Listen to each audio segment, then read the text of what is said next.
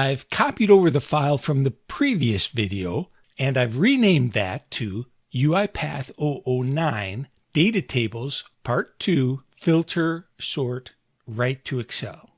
What we did in the last video is to have the UiPath program read in an Excel file, convert that data table to a string, and display that data table string with a log message activity, showing we read in the Excel file properly.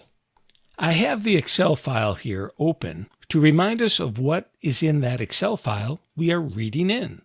We see here that column K is the department, and I want to select only employees of the IT department and put them in a new data table. Then we will sort that data table and then write out that data table to a new tab in the employees Excel file we are reading in right here. I'm going to click on the UiPath window to bring that to the front. The first thing I'm going to do is to move the print data table activities into its own sequence.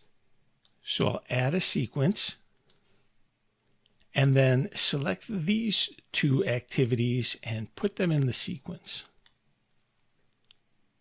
I'll call this sequence log data table. Now I also want to disable this activity, but I want to keep them out there while I'm debugging in case I need to print out that data table again.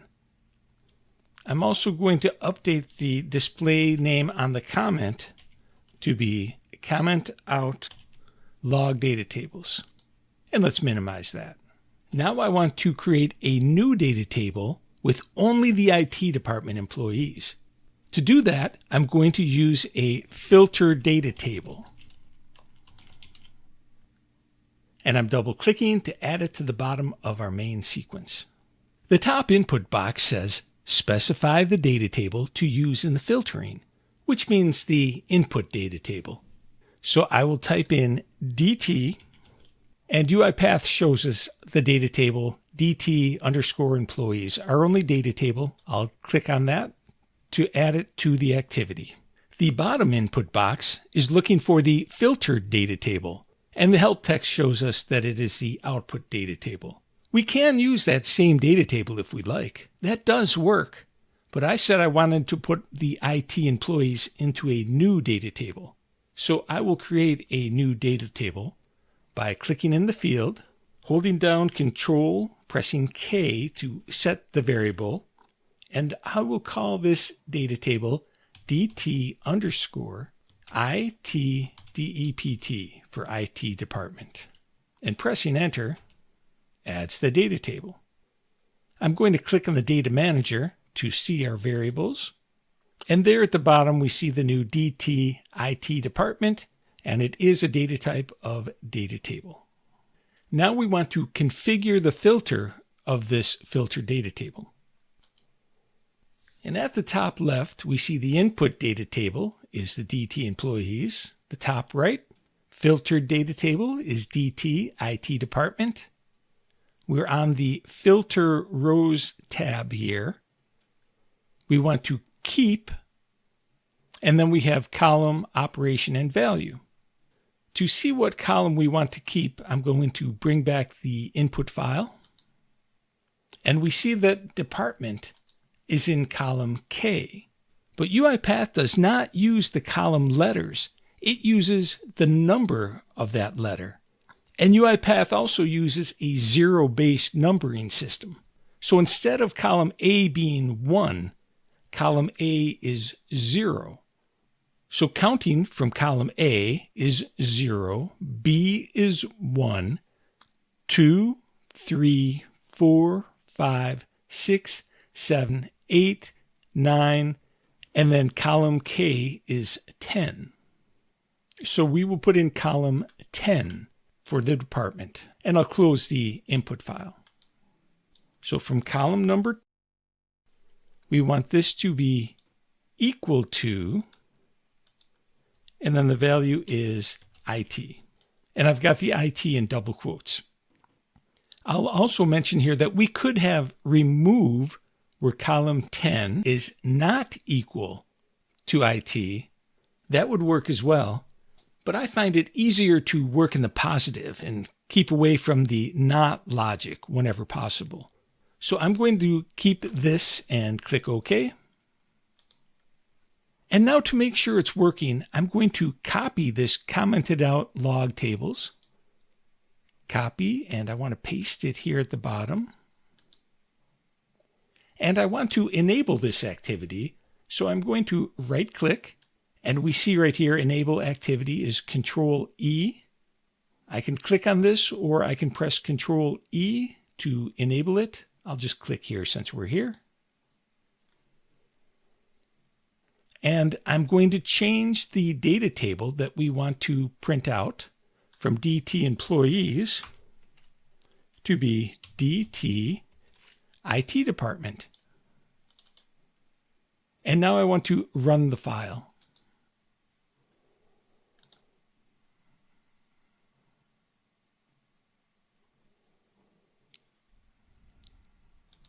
And down in our output panel, we see the list of IT employees. Let's look for the IT. There we go. IT is there. So this is just our IT department employees. And hovering over shows us the complete file, whereas in the output panel, we only see half the line. In the output panel, we see Wright, Martinez, and here we see Wright. The next line looks like it's another line, but it is just the complete line with the address. Then we have Martinez with her address, James Smith with his address, and so on. Going back to our configure filter activity, we see the 10 representing column K in the column field. We know that column K holds the department, but it might be clearer if we change that column number to be the column header of department. I'll click OK to update that and run this again.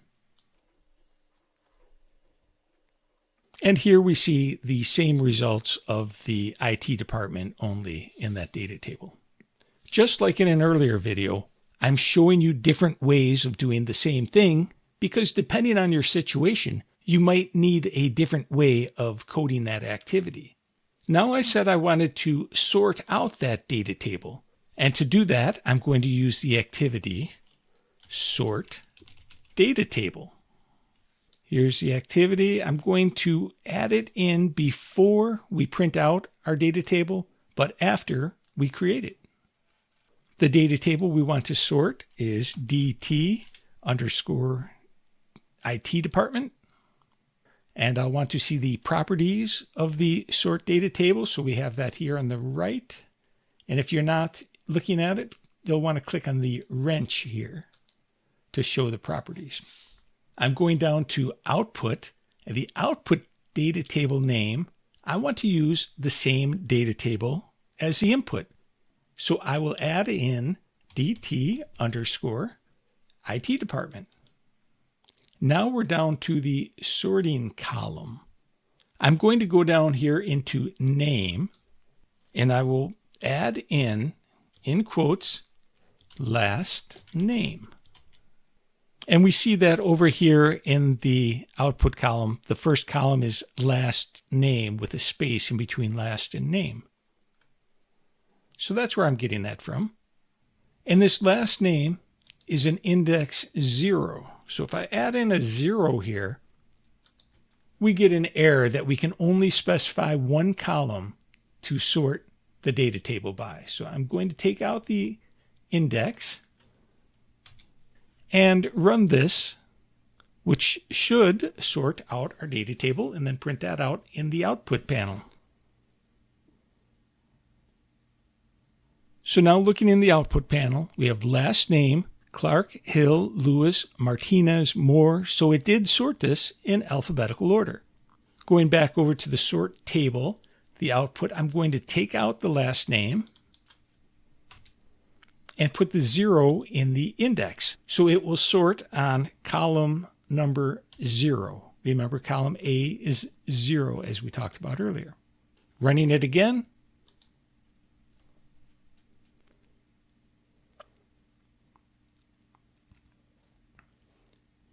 shows us the same output in the output panel. We have Clark, Hill, Lewis, Martinez, Moore. So that's working. And now I'll clear out the 0 in the index, and I'm going into the column. But for this one, I'm going to click and go into the Open Expression Editor. If I'm not sure what to put in here, I'll come down to the Natural Language Editor and paste in. I want to sort DT IT department by last name. And then I'll click the Generate Code. And it adds in DT underscore IT department dot columns last name in double quotes and in parentheses. It looks good. To make sure this runs well, though, I'm going over to the order and I'm going to make this descending. So we'll see a change in our output. It's complete. Going down to our output panel, we now see the last name Wright, Smith, Robinson, Moore. So it did sort this in descending order. So everything worked just as we expect. So now we want to write this data table into the Excel file that we have in our data folder. To do that, I'm going to use the activity Write Range Workbook. And I will add it to the bottom. So I'll double click on it. And it added it where I had the marker. I'll have to drag this down. Now it's at the bottom. So this first field is for the workbook path. And to find that, I'm going to click the Browse for File. This takes us into the current folder. We can find it anywhere on the system, but we know that it's right here in Data. So I will double click on Data. And then I'll click on Employee Table to select that and click Open. The sheet name. This is a new sheet that we're going to create. So I will call this IT space DEPT. And the last part is the data table. So I will start with DT. It will show us a selection of data tables. I want the IT department. This is looking good. Let's run the file.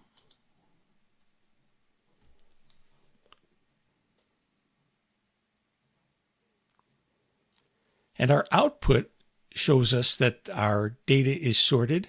But now I want to go into the Explorer panel and then the data folder. I'll right click on that and open.